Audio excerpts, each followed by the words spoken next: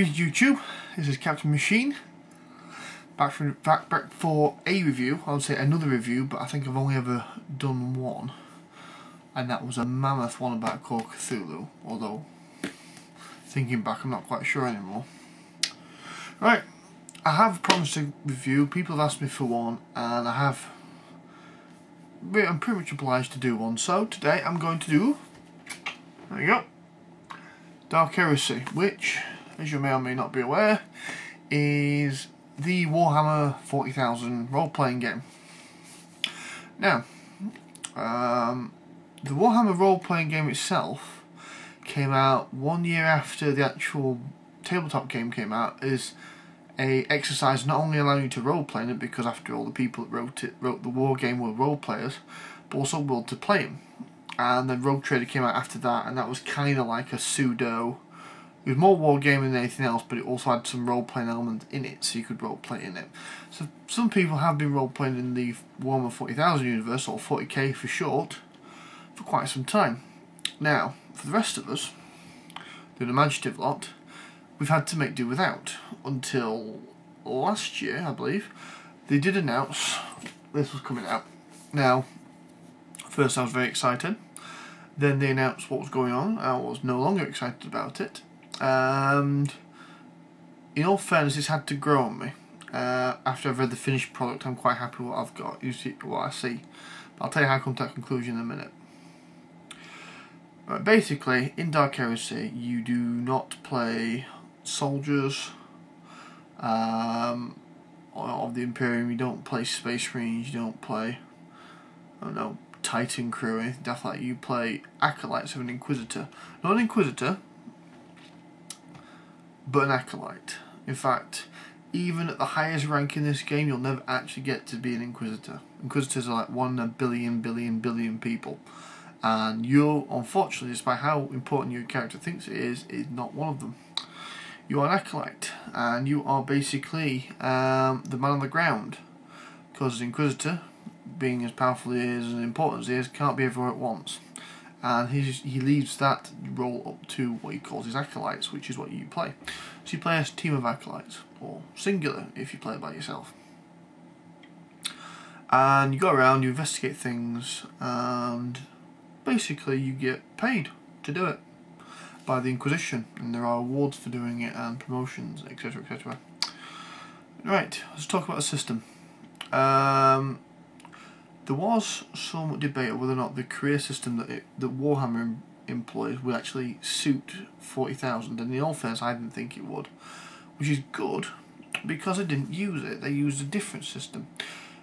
In Warhammer you obviously pick a starting career, usually a profession like, I don't know, rat catcher or artificer or engineer or soldier. And you work your way up from there, getting more and more important to more and more prestigious jobs, or careers as they call them. And that's how you leveled up your character. In this, you only have one career path to pick from. They are things like adepts, which are basically scribes, assassins, guardsmen, arbiters, which are like Judge Dredd. They're like the law enforcement of the Imperium. Tech priests, psychers, scum. I think that's pretty much it. And there's also new rules just come out for the Sisters of Battle, if you want to play one of those. Oh, and a cleric as well. There's clerics. Now, I could go into a great deal about time and effort explaining what all those are, but if you actually play Warhammer 40,000 or read the books or play the video games, you probably know most of them already. Basically the idea is you just progress down a tree system. If each one of those has a tree, and as you go further and further down, eventually you have to make a choice and the tree branches off, and you go down it to its inevitable conclusion right at the end.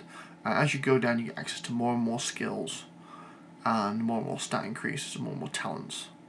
Actually, in all fair, stat increase is not correct. Stat increases are fixed based upon your career path, and they can get hellishly expensive. Basically, this is a game that doesn't encourage stat gains like Warhammer does. It encourages skill use, it encourages talents. It's very, very hard after the first couple of increases to actually get your stats above what they start at. without some kind of drugs or bionics or special training. Right, basically you don't play a soldier that you would expect on the battlefield when you play the Warhammer 40,000 game. In fact, it's nowhere more evident than when you look at the combat section and you see what happens when you get shot. Basically, it works the same as Warhammer. You have a set number of wounds. After your wounds have gone, you are susceptible to crits. Now, it's much easier to get critted to death in this game.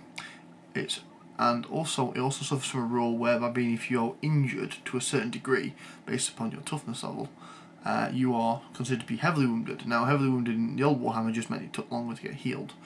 In this one, it does mean you take longer to get healed. It also means you get a -10 to everything you do, which is quite painful, especially when you're dealing with people that are running around with about 30% in any particular skill at the start of their career.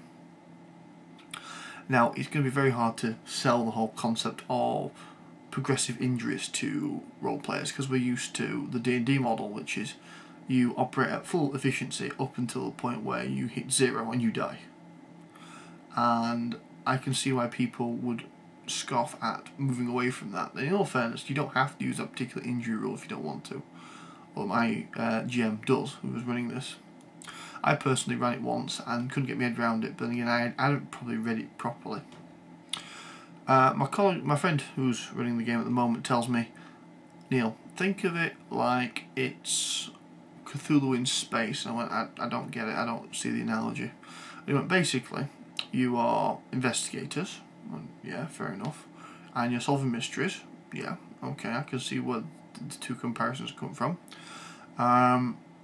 And you're dealing with things that are alien or bizarre or outlandish or even just, freaky. And I went, yeah, I can see where that's coming from, yeah. And he went, and if you get shot, you die. You don't want to get shot. I went, okay, you've pretty much narrowed it down to everything that you're good about Cthulhu.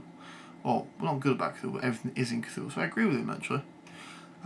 So I'll be writing my own stuff for this soon, using that new mindset. They've also brought out 2 other books. There is this, the Inquisitor's Handbook, which is a players and GM's book. I recommend to get this if you are a player or a GM, doesn't matter which.